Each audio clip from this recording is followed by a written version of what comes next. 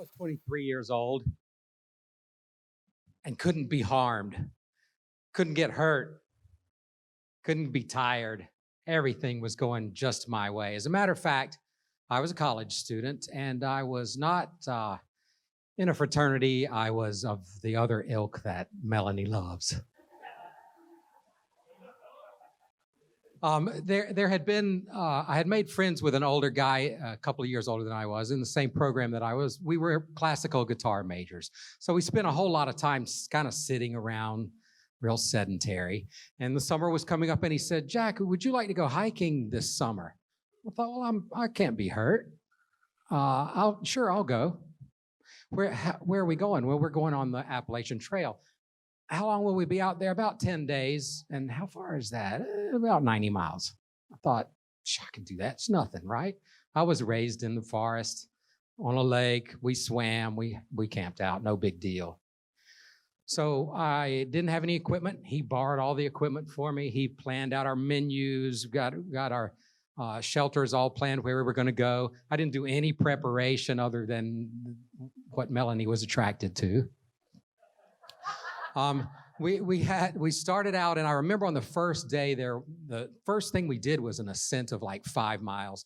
It's just almost straight up. It's all rocky and stuff. And at about mile 4, I said, I'm going to take a little break. So Ed continued to walk on, and I laid down and fell asleep. When I woke up, I was like, oh my God, I don't know how much farther I have to go. I've never been in this place before. I stood up, and at that point, a grouse, I don't know if you've ever heard a grouse fly off, but it goes, I thought, fuck, I'm having a heart attack. I was absolutely exhausted, disoriented the whole bit, but I marched on. And for the next few days, that's kind of how it went. After the third day, I started hallucinating that rocks, there's a filet mignon. There's a carrot. Wow, that stick over there is a skewer of shrimp.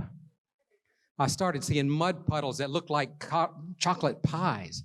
I was absolutely starving because Ed, who had planned our meals, had, among other things, powdered Gatorade, which was interesting because it was August and there was no rain and we were lucky to get a little trickle of water to drink.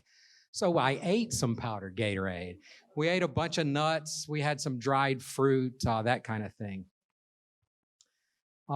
We were supposed to be able to bathe up there, but by the time I got to shelters and you had to go down 2 miles straight downhill and then back up just to get in a creek, we didn't bathe.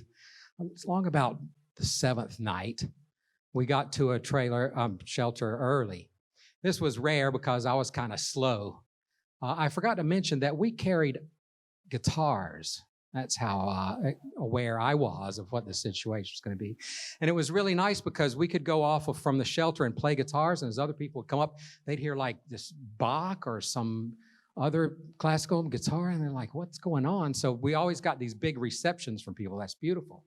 Well, this particular night, we got in, we dumped all our stuff, we took our guitars up there, we were playing, and up the hill to fill the rest of the shelter we were in were 10 postal carriers from Cleveland, Tennessee. They were struggling in spite of the fact that they were ready to say, how long is your route? It's 18 miles. And how long have you been doing it? 25 years. 18 miles, 25 years. This should have been nothing to leave their wives back in the campers that they drove up into the park with. But they were carrying coolers full of beer. They were carrying cast iron skillets.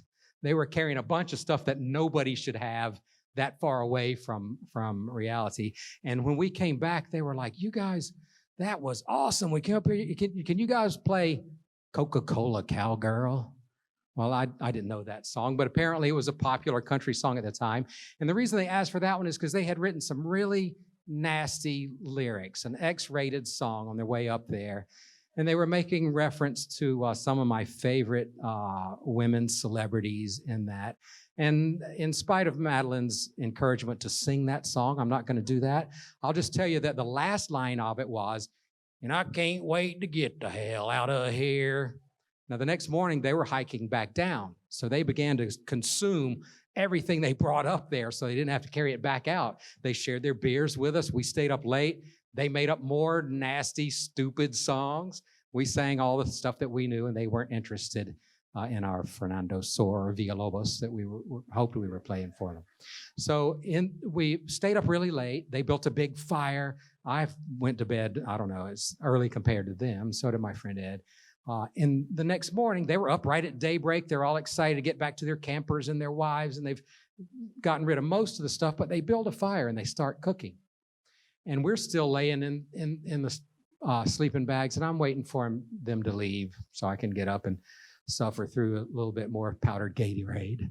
When they come in and they say, "Hey, guys, come on. We had a good time last night. It's time for you to get up." And they gave me a plate, and they had a cast iron, a stove that they fixed biscuits in. They fixed grits, red-eye gravy, and ham, and scrambled eggs. And that's what they fed us for breakfast that morning.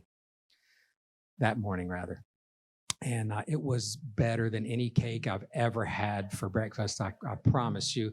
I still hallucinated that various objects on the trail were food, but I was really grateful that morning. So as Madeline said, I learned a few things. Number one, it doesn't matter how far you carry a big bag of paper for 25 years. It's hard to go uphill on rocks. So, second thing is powdered Gatorade requires water. It shouldn't be eaten just by itself as an entree. Next time I went hiking, I prepared in advance. That was good. So thank you.